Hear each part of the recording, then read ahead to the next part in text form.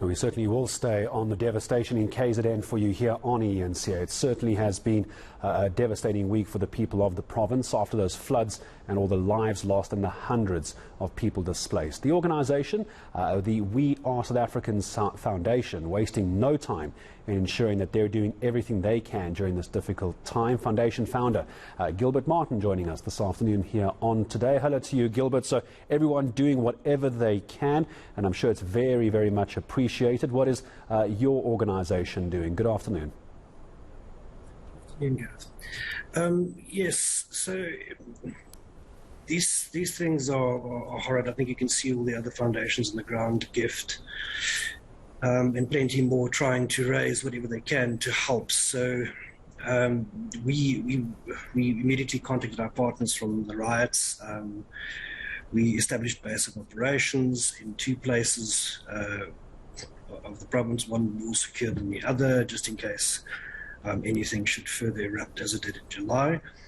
And the other one more centralized to the problem. The foundation, Robin Hood Foundation, is assisting us on the ground. And, you know, it's just basically an amount of calls and getting the food and everything towards the foundation in order to distribute to the people that need it most. I believe that there were around about 40,000 people that have lost homes. I saw that on the latest figures that I'm still trying to get. It's phenomenally, it was a phenomenally destructive storm. So the effort, I think, is going to be the same as it is with all the other efforts. For us, it's going to be a longer term process, you know, probably longer than 2-3 weeks. Just to stabilize the province as best we can, and obviously by the help of the public and corporates and our kind members and donors. And there's so many areas that need the kind of assistance that you're able to provide, the sort of medium to long-term assistance. But it's all good and well, isn't it, Gilbert, for everyone to fly in there as quickly as possible. But we need to make sure that there's a long tail to this support as well. We all can't just vanish in a few weeks' time. What are the areas that you're focusing on, or is it just too early to tell right now? Well, we currently already distributed with Robin Hood Foundation, Toyota Knights and the Round Table. In the area, we've distributed around about 14 tons. There's another 9 tons coming to the foundation themselves there on Tuesday. But this is food. We've had, you know, mattresses donated by Mattress Warehouse and people like that. So everybody's climbing on board. But, you know, the funny thing with these situations is everybody runs immediately to the problem area. And as you can see on screen, you know, people are still looking for their family members. No one's even focused.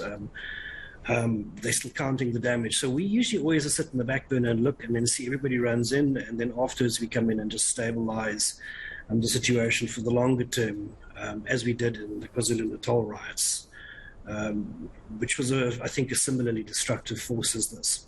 Yeah, the trauma is still very much raw for a lot of these people. So organizations like yours are there to ensure that once the initial search and rescue operations are done, you're there for a while to make sure that their lives can be at least made somewhat easier over the long term.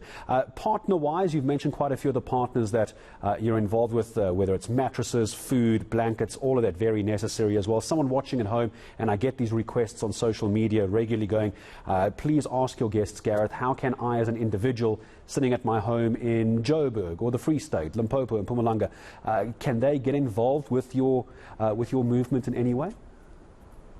Yes, please. That's why we always bug the media to help us, because we always see the need and we're not able to meet that need. So if people want to assist us, we ask them to go to our website, peopleofsouthafrica.com /KZN22. Either one will take you to all the relevant information. We have drop-off points in Gauteng. We have drop-off points in KwaZulu-Natal. We're reaching out to the other provinces to see what we can do if they are interested.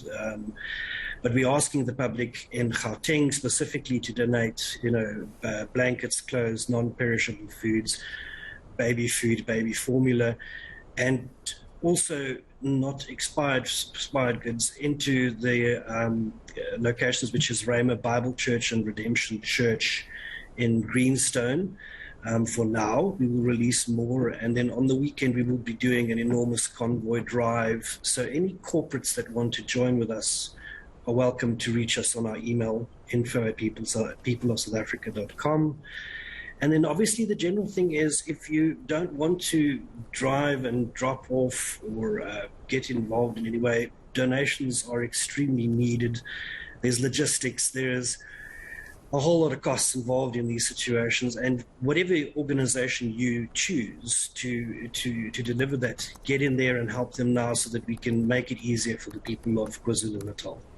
And when you're asking for those donations, I'm sure many people are going to try and give whatever they can as well. I suppose this question is always going to be asked, Gilbert, and it's in no way implied that there's a problem, but people are very sensitive right now, aren't they? You'll be aware of the news rhetoric we live in South Africa when it comes to handing over of money, isn't it, as well? I'm sure people would want to know that it's being used for what it's meant to as well, and I'm sure you've got a view on that. Yes, it's one of the most difficult things for organizations like us. We just got out of the Ukraine situation. In the beginning of the year, we fought the seismic battle. So last year was 3 drought reliefs. And the thing that people have an issue with is money. It's transparency. Our organization, whatever you want to know, we don't give you just an income statement and a balance sheet. We will give you whatever information you need to know, any legal information you need to know, so that you can make an informed decision. We have very large corporate donors that have helped us in these bigger projects, because we find that the public of South Africa is very wary. Is like, if I'm going to donate my 50 Rand, where is it going to go? Your 50 Rand is as much meaningful as a R500,000 Rand donation, and people forget that. It's quicker to purchase a food parcel for, in our situation, 250 Rand, which a normal person would purchase for 500 Rand if you had to go and buy the individual items, because we have these agreement with suppliers. Yeah. So organizations like mine